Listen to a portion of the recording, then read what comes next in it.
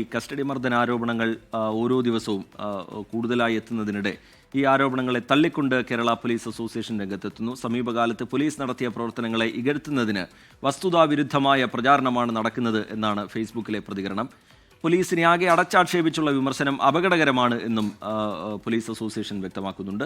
വിഷ്ണു സുരേഷ് വിവരങ്ങളുമായി ചേരുകയാണ് കൊച്ചിയിൽ നിന്ന്. വിഷ്ണു, ഇപ്പോൾ ഉയർന്നിരിക്കുന്ന പരാതികളിൽ പലതും ഗുരുതര സ്വഭാവത്തിലുള്ളതാണ്. അത് കേവലം പരാതികൾ മാത്രമല്ല, അതിന് ദൃശ്യങ്ങളുടെ തെളിവുകളുടെ പിൻബലമുണ്ട്. അതിനിടയിൽ പ്രതിരോധം തീർത്തുകൊണ്ടുള്ള ഈ പോലീസ് അസോസിയേഷന്റെ ഫേസ്ബുക്ക് പോസ്റ്റിന്റെ ഉള്ളടക്കം എന്താണ് വിഷ്ണു?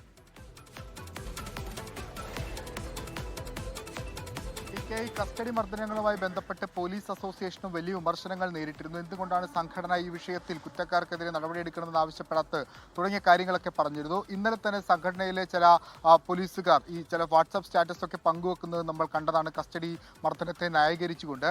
അതിൻ്റെ ഒരു ആകത്തുക തന്നെയാണ് ഇപ്പോൾ ജനറൽ സെക്രട്ടറി സുധീർ ഖാൻ ഇട്ടിരിക്കുന്ന ഈ ഫേസ്ബുക്ക് പോസ്റ്റ്. അതിൽ വളരെ വ്യക്തമായി പറയുന്നുണ്ട്, സമൂഹത്തിൽ പോലീസ് നടത്തുന്ന ജനകീയ ഇടപെടലിനെ ഇകഴ്ത്തി കാണിക്കാൻ വേണ്ടിയിട്ടാണ് ഈ സംഭവങ്ങളൊക്കെ ഉയർത്തി കാണിക്കുന്നത്.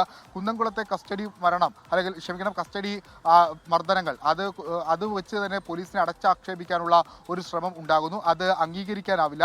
2014-ലും 2015-ലും 2016-ലും പോലീസ് കംപ്ലൈന്റ് അതോറിറ്റിക്ക് മുൻപിൽ വന്ന പരാതികളുടെ എണ്ണം 671, 645, 626 എന്നിങ്ങനെയാണ്. എന്നാൽ 2023-ലും 2024-ലേക്കും എത്തുമ്പോൾ ആ പരാതിയുടെ എണ്ണം 146-ഉം 94-ഉം ഒക്കെയായി കുറയുന്നുണ്ട്. അത് തന്നെ പോലീസിൽ വന്നിരിക്കുന്ന വലിയ മാറ്റങ്ങളാണ്.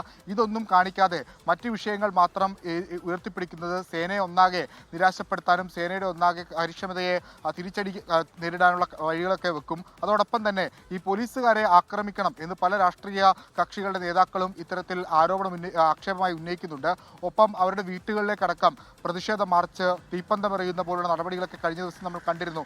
ഇതെല്ലാം നൽകുന്ന സന്ദേശം എന്താണെന്നും പോലീസ് അസോസിയേഷൻ ചോദിക്കുന്നുണ്ട്. വീഴ്ചകളില്ല എന്ന് പറയുന്നില്ല, പക്ഷേ മുഴുവൻ വീഴ്ചയാണ് എന്ന് പറയുന്നതിനോട് യോജിക്കാനാകില്ല എന്നാണ് പോലീസ് അസോസിയേഷന്റെ വിശദീകരണം. ഏറെ ദിവസങ്ങൾക്ക് ശേഷമാണ് ഇത്തരത്തിലൊരു വിശദീകരണവുമായി കേരള പോലീസ് അസോസിയേഷൻ തന്നെ രംഗത്ത് വരുന്നത്. നേരത്തെ ഒറ്റപ്പെട്ട് പോലീസുകാർ തന്നെ പരസ്യമായി വാട്സപ്പ് സ്റ്റാറ്റസിലൂടെയും ഇപ്പോൾ ആവനാഴി പോലുള്ള സിനിമകളുടെയൊക്കെ സ്റ്റാറ്റസുകൾ പങ്കുവെച്ചുകൊണ്ട് പ്രതികരിക്കുന്നത് നമ്മൾ കണ്ടതാണ്. പക്ഷേ ഒരു പോലീസ് സംഘടന തന്നെ ആദ്യമായി ഈ വിഷയത്തിൽ പ്രതികരിക്കുന്നത് ഇപ്പോഴാണ്. ടി.കെ.